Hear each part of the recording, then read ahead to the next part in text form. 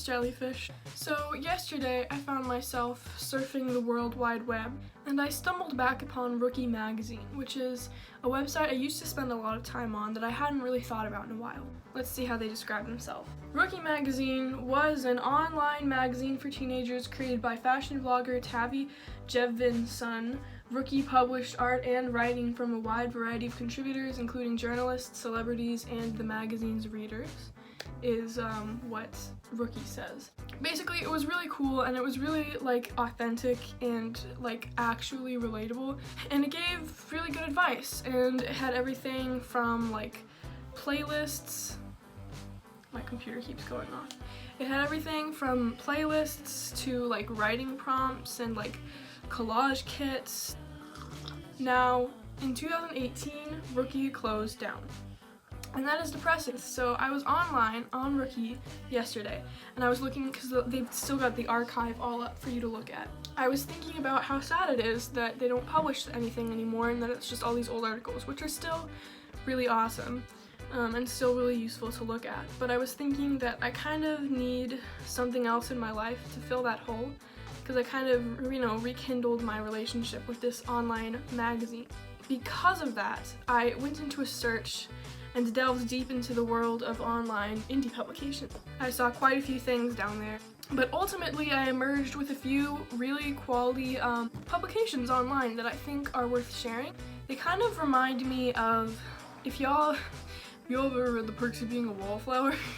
They published this magazine at their school called The Punk Rocky, and the content of that kind of reminds me of at least the vibe that these independent publications really put out. And I think that there's a real, I don't know, I might be crazy, I might be the only person that actually feels like this, but I feel like there's a real need for that kind of stuff, and that is the kind of media that I want to be actively consuming, as opposed to Cosmo and all that, and other massively marketed magazines and publications that are targeted at my audience.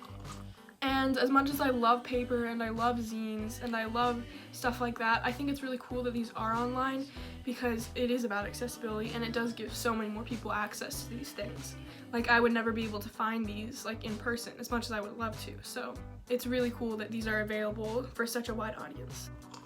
So I narrowed it down to 4 independent publications other than Rookie that I'm going to recommend to you guys if you think you needed a little bit of indie teen magazine action in your life.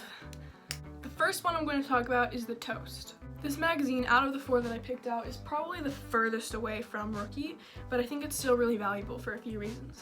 First of all, I want to say one of the reasons it's different is probably because I think it was created by a bit older people, whereas these other ones are definitely really young adults or teenagers. But the kind of content that The Toast puts out is definitely really cool and really different from other major publications. A lot of the content in The Toast is definitely for a classy bitch. For example, some of the headlines may read things such as, "Paintings of the torture of Prometheus, where it actually looks like the eagle assigned to tear out his liver is his new boyfriend. Lord Byron's Farewell Thee," or "I just think it's funny how." And basically there's a lot of really amazing articles that are kind of taking classic art and literature into a new perspective and making some funny, relatable commentary on them, and I appreciate that. There is also other media on this website, such as Little Ones, 5 cartoons by Lisa Finneck. There's little stories, journals. It's overall, I think, a good place to vibe. I think The Toast is also dead, unfortunately, but maybe less so? The second magazine I want to talk about today is called Bright Lite. This one is definitely marketed towards teenagers, and probably the most like Rookie out of all of them. It's got a very fun neon aesthetic going on around it, which I appreciate. There's lots of different quizzes, articles, art gallery type things, interviews. There's even weekly horoscopes. Some good articles on there include Be the Sky, which is a poem. There's a bunch of really specific and wisening niche meme type things, and there's also comic panels with advice and all that kind of stuff that I really appreciate. The third indie publication I'm talking about today is called Messy. This magazine is very avant-garde. But I like avant-garde. Basically, if you want to see the actual articles and stuff that they've put out, you have to go on their website and click Digital Archives from the homepage. And this brings you to just all of the stuff they've ever published available online, and it's not very organized, but it is interesting. This is definitely like a realm of aesthetics. Like, you open this website and you are in it. There's some really cool photo galleries and just thought pieces, and of course poetries and stories and other such for you cool relatable teens out there. My favorite article on this website I found so far is called Thought Guide on How to Consume Media, and it's just got some really interesting takes on the media we consume and how we should go about that and how we should think more critically about that. So I definitely recommend reading that. I can link that in the description if you want to go right to that article, because that's how much I want other people to read this article. There's other cool photo galleries like this one that's titled Stars That Eat Humans. And there's even iPhone wallpapers on here. That's cool. The final web magazine I'm going to talk about is called Shabby Dollhouse. This one seems like it's pretty new maybe. It's also not that organized, and it's basically all poetry and prose. So if you're looking for a magazine that has a more like direct application to your everyday life, like 5 outfits inspired by Wes Anderson or something, then this is not your magazine. I would look to Lite for stuff like that. But this magazine is definitely for people who don't mind thinking about whatever they just read to find meaning in it. But I think that something can be said about that, and there's definitely a specific value that comes with that. It's almost all like vague poetry. My favorite piece I found on there so far is called Party Hard, and it's a poem that just like really hit hard for some reason. I really recommend you read it. And there's also just other artwork and photos on here, and a lot of interesting pieces of prose that have a lot of good commentary on what's going on in our world today.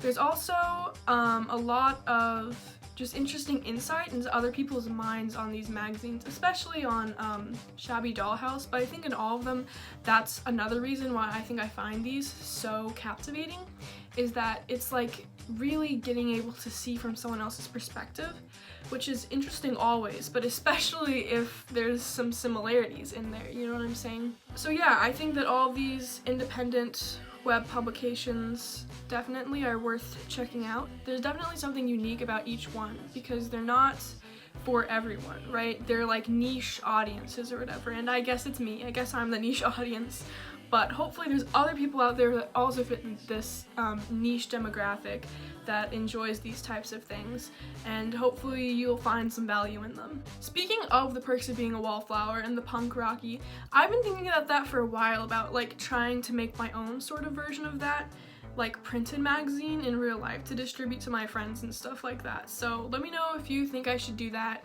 and what I should call it, and if you have any ideas about that. Do you like indie publications? What did you think of these magazines? Do you have any other recommendations for me? Thank you so much for watching this video, and I'll see you next time.